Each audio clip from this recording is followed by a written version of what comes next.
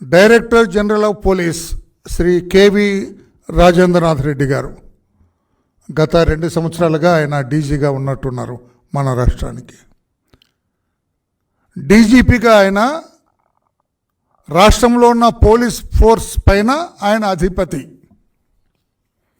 రాష్ట్రంలో పోలీసు శాఖ వారి విద్యుక్త ధర్మాన్ని వారు సజావుగా నిర్వహించేటట్లుగా చూచే బాధ్యత డీజీపీగా ఆయనకుంది. సమధర్మం పాటించాలి, అందరిని ఒకేలాగా చూడాలి,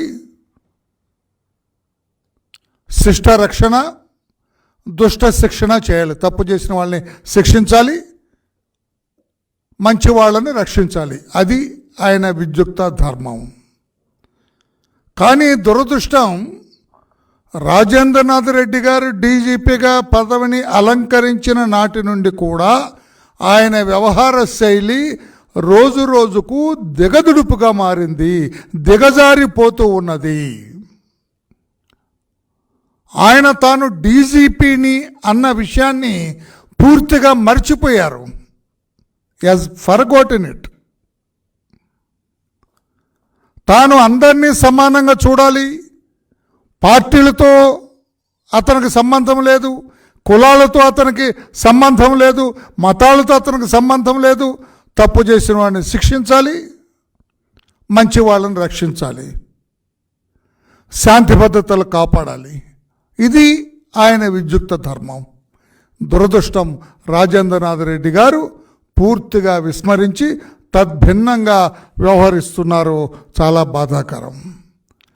ఆయన ఏమనుకుంటున్నారంటే, జగన్మోహన్ రెడ్డి గారు నాకు ఈ అలంకారప్రాయమైన లేకుంటే అత్యున్నత స్థానాన్ని నాకు ఇచ్చారు, నేను సర్వీస్లో ఉన్నంతకాలం నీ బాంఛన్ దొర అన్నట్లుగా జగన్మోహన్ రెడ్డి గారికి విశ్వాసపాత్రుడుగా ఉండాలి అనుకుంటున్నాడు ఆయన. తప్పు అంటున్నాడు ఆయన. ముఖ్యమంత్రి గారే డీజీగా ఎంపిక చేసుకుంటారు.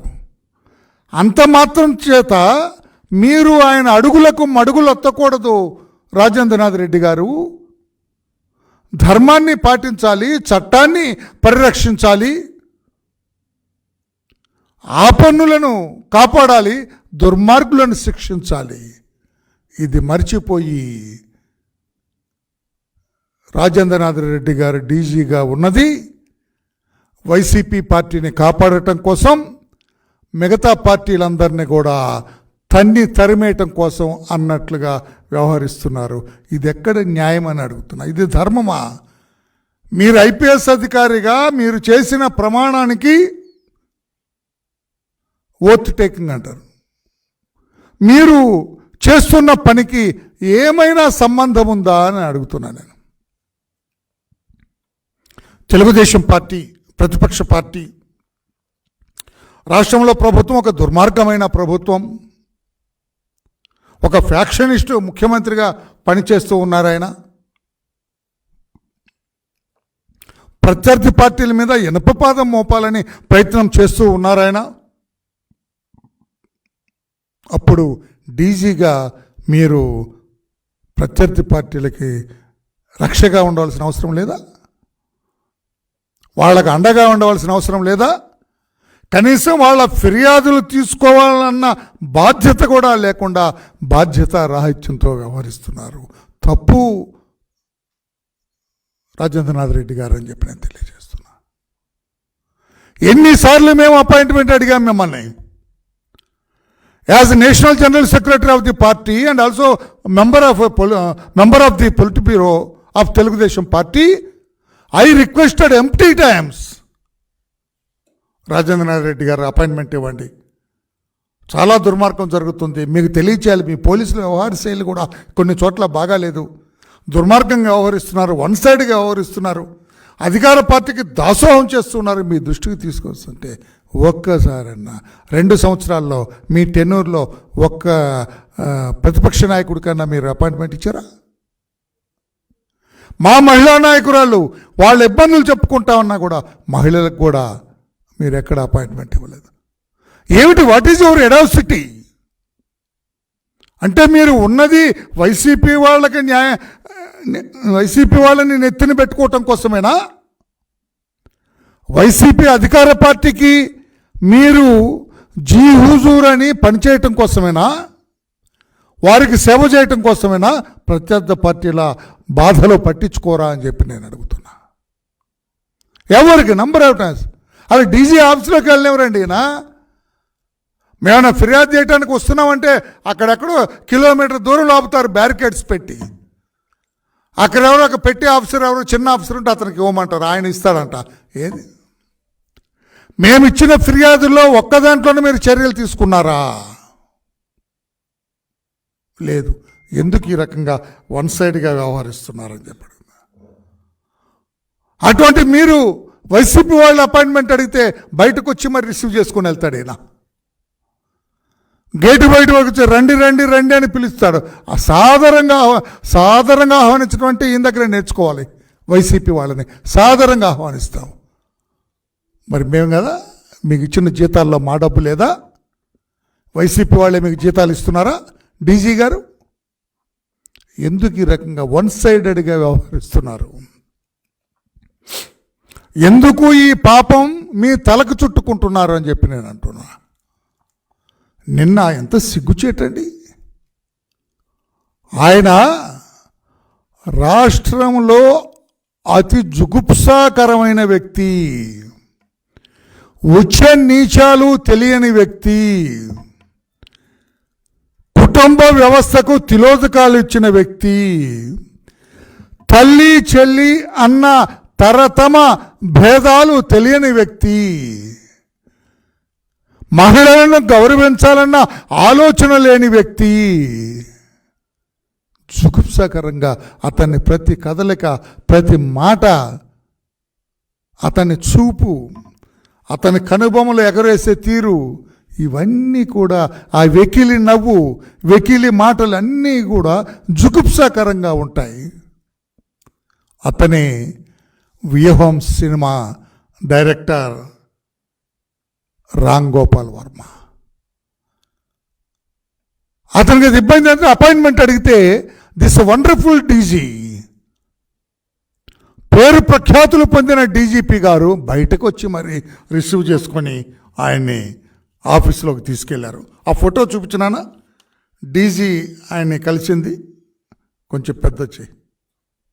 ఎస్, ఆయనే డీజీపీ నవ్వుతూ ఉన్నాడు.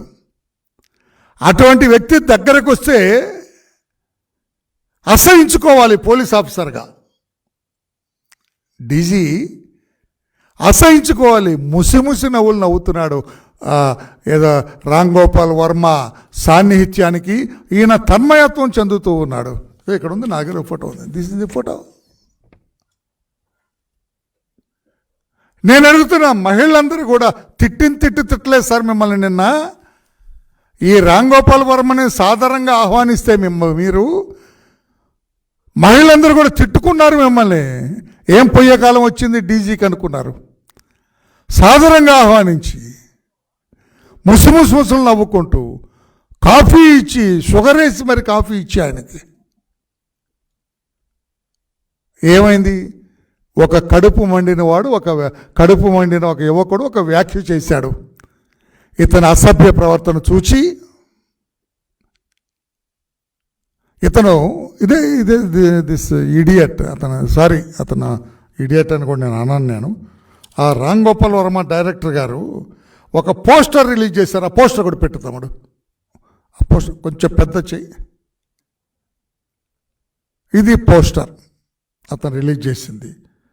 కుట్రలకి ఆలోచనలకి మధ్య రామ్ గోపాల్ వర్మ చిత్రం వ్యూహం, Dasari Kiran Kumar, 29th December in theatres, 6 days to go అని ఒక పోస్టర్ అట్లా ఉంచాడు. అతను ఒక పోస్టర్ రిలీజ్ చేశాడు. ఆ పోస్టర్ ఏంటి? స్టూపిడ్ ఇడియట్ అతను.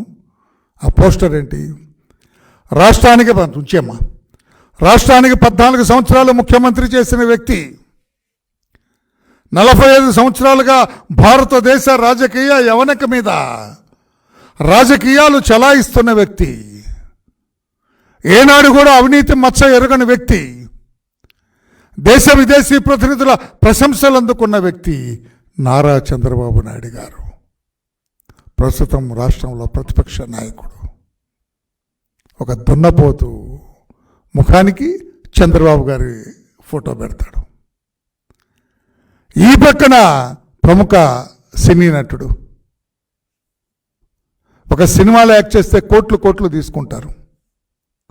లక్షలాది మంది ఫ్యాన్ ఫాలోయింగ్ ఉన్న వ్యక్తి, నిస్వార్థంగా ప్రజాసేవ చేయాలని రాజకీయాల్లోకి వచ్చిన వ్యక్తి పవన్ కళ్యాణ్ గారు. ఆయన ఫోటో ఒక దున్నపోతుకు పెడతారు. ఈ పక్కన మా యువ నాయకుడు 3123 కిలోమీటర్లు పాదయాత్ర చేసి రాష్ట్ర ప్రజలకు ఒక భరోసా ఇచ్చిన యువనేత లోకేష్ బాబు గారు. ఆయనకి ఒక దున్నపోతుకి తల పెడతారు. ఇటువంటి పోస్టర్ రిలీజ్ చేసిన వ్యక్తిని మీరు సాదరంగా ఆహ్వానిస్తారా డైరెక్టర్ జనరల్?